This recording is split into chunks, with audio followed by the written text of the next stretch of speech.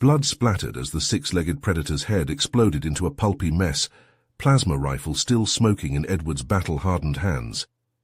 He was stranded on an alien Deathworld, awakening in his ruined escape pod, surrounded by man-eating monstrosities and savage aliens. Edward's vision swam as he emerged from the pod's wreckage, the ship's frantic alarms still ringing in his skull. The UESS Odyssey had been viciously attacked by those blue-skinned Iridians in deep space. Edward remembered dashing to the escape craft as the ship broke apart, flames and screams filling the corridors, consoles sparking and flashing all around him. Now here he was, a 35-year-old human male and combat veteran, once again fighting to survive against all odds. On a brief survey, he determined the alien planet's atmosphere was breathable enough, despite the peculiar compounds his suit's scanner detected. But that didn't make the bioluminescent forest welcoming, with its towering trees creaking ominously and strange creatures chittering in the shadows, waiting to make a meal of him. Suddenly, a rustling from behind a tree. Edward whirled around, plasma rifle at the ready, finger on the trigger, only to find himself staring down the four trembling arms of a familiar blue-skinned alien. The sole Iridian survivor introduced himself as Izar, visibly shaken and unarmed. Edward realized they were in this together now. Two castaways on an unforgiving death world, filled with hungry predators and lethal surprises. Cooperation, no matter how unpalatable, would be essential for weathering this hellscape. The alternative was being ripped to shreds, dying as just another meal for the merciless monstrosities roaming the deadly wilds of this god-forsaken planet. Edward lowered his plasma rifle and turned to face the cowering Iridian. "Listen up, Blue Boy, I don't like this any more than you do, but we're stuck in this mess together. We can either work as a team and maybe survive, or go our separate ways and end up as monster chow." Thizar's forearms trembled as he nodded. I understand. A temporary truce, then, for survival." They shook hands, two castaways putting aside their differences. As they pushed through the dense undergrowth, Edward's suit scanner pinged. "I've got something. A distress signal, weak but there, coming from that mountain range." Izar perked up. "I can help with that. I know Iridian tech. Let me see if I can boost the signal, get a clearer fix on the location." But the path wasn't easy. They had to shimmy across a narrow ravine, the rocks slick with moisture. Edward nearly lost his footing as a venomous serpent lunged from a crevice, fangs dripping. He swatted it aside with his rifle butt, sending it tumbling into the abyss. Thizar put his knowledge of the planet's deadly wildlife to good use. "Watch for those snake things. Their venom can drop an Iridian in minutes. Hate to see what it does to your kind." Next came the wolf creatures, a pack of them, stalking through the trees with uncanny coordination, but they were no match for Edward's honed combat instincts and quick trigger finger. Plasma bolts seared fur and flesh as he and Izar ran a frantic gauntlet. Finally, they reached the signal's source. The mangled remains of an Iridian escape pod greeted them. Inside lay a blue-skinned figure, his breathing labored. "Captain Zorel," Izar gasped, recognizing his commander. The dying captain gripped Edward's arm with surprising strength. "The attack on your ship. Rogue faction trying to start war. Your crew, they know. Stop them." Zorel pressed a data device into Edward's palm. "Coordinates, outpost, other survivors. Please, hurry." The captain breathed his last. Edward and Izar shared a heavy look, the weight of the galaxy now on their shoulders. An interstellar war loomed, and the key to stopping it lay with the Odyssey's scattered crew. Edward pocketed the data device, his face grim. "Looks like this little team-up just became a rescue mission. Let's move, Blue Boy. We've got a long way to go and a war to stop." They set off into the wilderness, an unlikely duo united by a shared purpose. The hidden outpost awaited, and with it, a chance to avert galactic catastrophe. With the coordinates from Zorel's data device locked in, Edward and Izar set off across the scorching desert.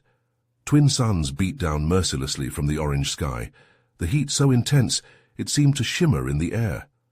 Towering dunes of red sand stretched to the horizon, broken only by the occasional toxic geyser erupting with a hiss of foul gas. Edward checked his suit's gauge, frowning. We've got enough water for another day, maybe two. Better pray this outpost isn't just a mirage. Thizar, panting in the oppressive heat, nodded grimly. The coordinates will guide us true. My people wouldn't establish a base without a reliable water source nearby. Hours blurred into an endless slog, each step a Herculean effort in the shifting sands. Edward's suit fans whirred, barely keeping the sweltering temperature at bay. Izar fared worse, his blue skin cracked and peeling in the arid climate. Suddenly a wall of sand roared towards them, a colossal sandstorm barreling across the dunes. They scrambled for cover, but the storm engulfed them, scouring exposed skin and clogging filters. Edward spotted Izar flailing nearby, about to be buried alive. Gritting his teeth, Edward lunged forward, snagging Izar's arm and hauling him to safety behind a rocky outcropping. They huddled there, waiting out nature's fury. "Oh, you saved me," Izar rasped after the storm subsided. "I thought—" "Here, well, don't read too much into it," Edward grumbled. "I need you alive to find this damned outpost." But something had shifted between them, a slight thawing of the mistrust. As they crested the next dune, the ruins came into view. Cyclopean structures jutted from the sands, their alien geometry speaking of a civilization long vanished. "Incredible," Izar breathed. "This planet must have been a hub of technology and culture eons ago." They picked their way through crumbling archways and toppled pillars, marveling at the scope of the ruins. But a skittering noise soon shattered the awe. Insectoid forms scuttled from shadowed alcoves, their carapaces gleaming. "Karvax," Izar hissed. "Scavengers and tech thieves. They'll strip these ruins bare." Edward unslung his rifle. "Not if we have anything to say about it." The Karvax swarmed forward, mandibles clacking. Edward opened fire, plasma bolts sizzling through chitin. Izar scooped up a fallen energy staff and joined the fray, the duo fighting back to back. Edward's combat reflexes sang, Izar's clever feints and strikes complementing his raw firepower. In the lull after the battle, they discovered a holographic map flickering to life in an ancient atrium. It showed a route deeper into the ruins, culminating in a central chamber. "That must be where they kept their most prized relics," Izar mused. "If we're lucky, it might even have—" "Away off this rock," Edward finished.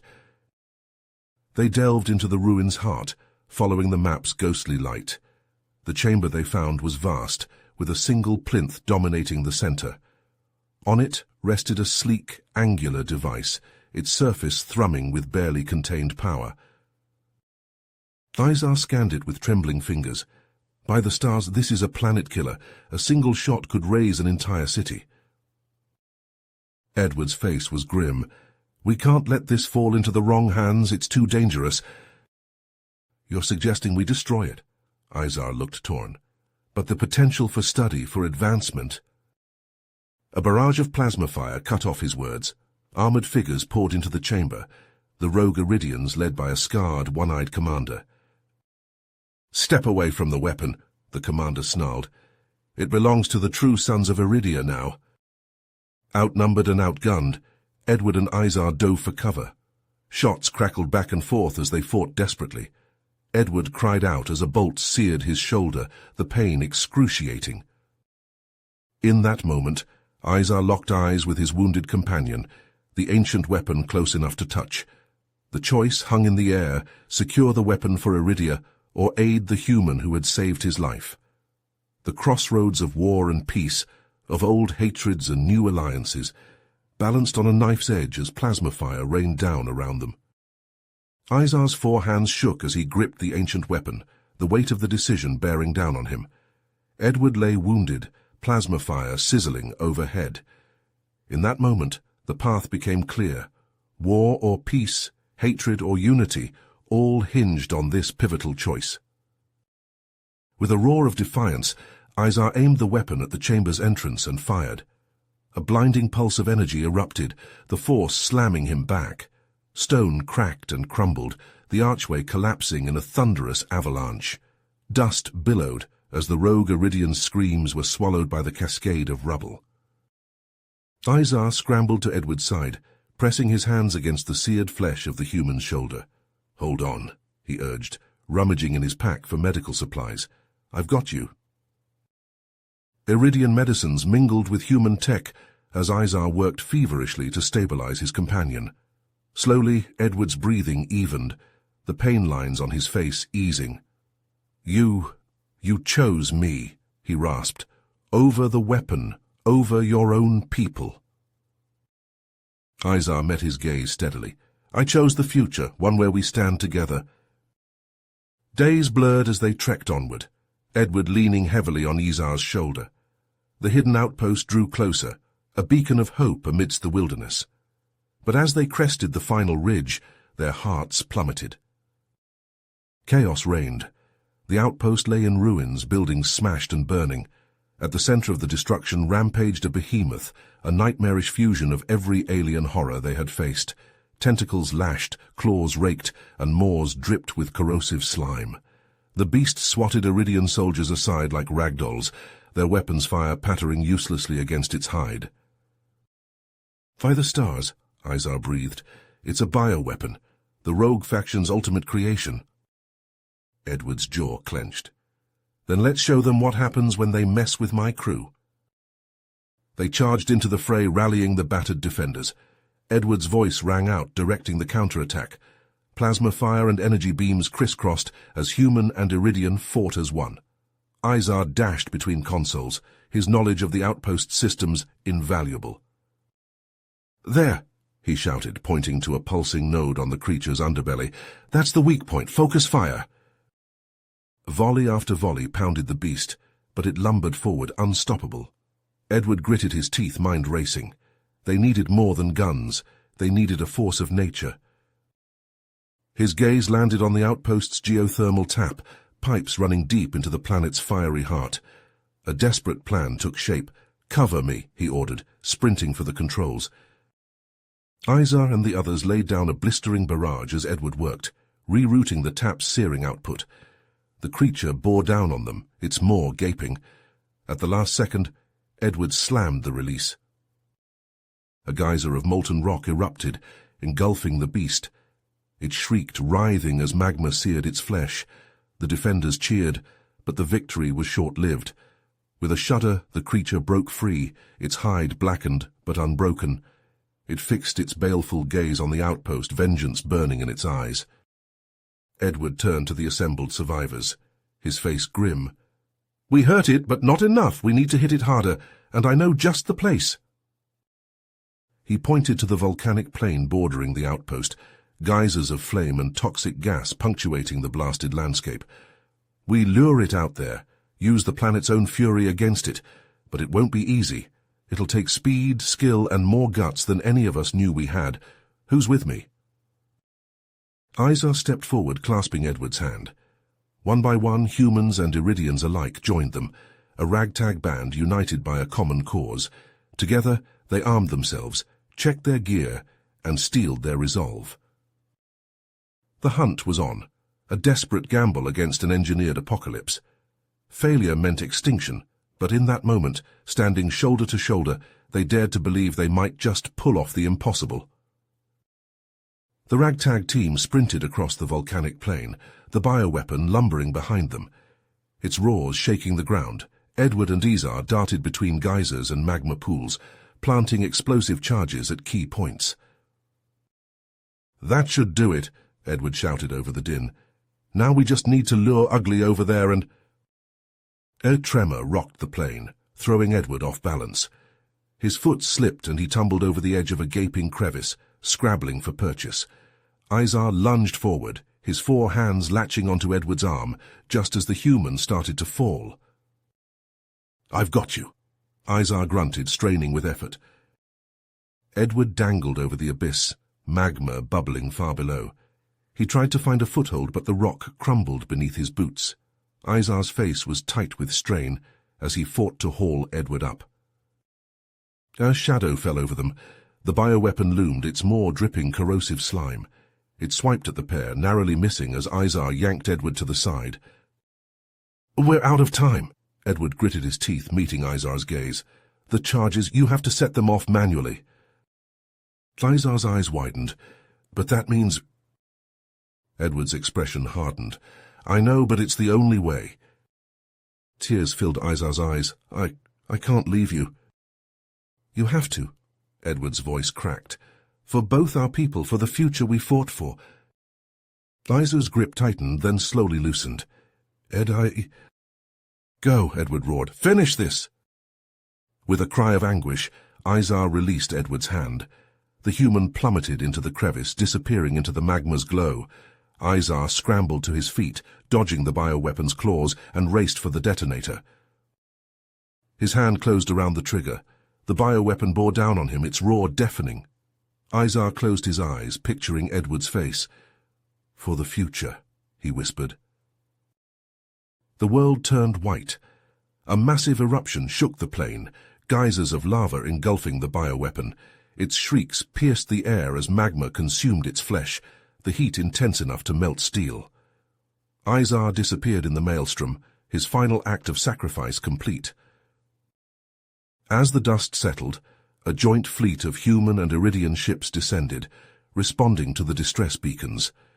Rescue teams scoured the blasted plain, recovering the battered survivors. Edward miraculously was among them, pulled from the brink of oblivion. On the flagship's bridge, Edward stood before the fleet admiral, his eyes hollow.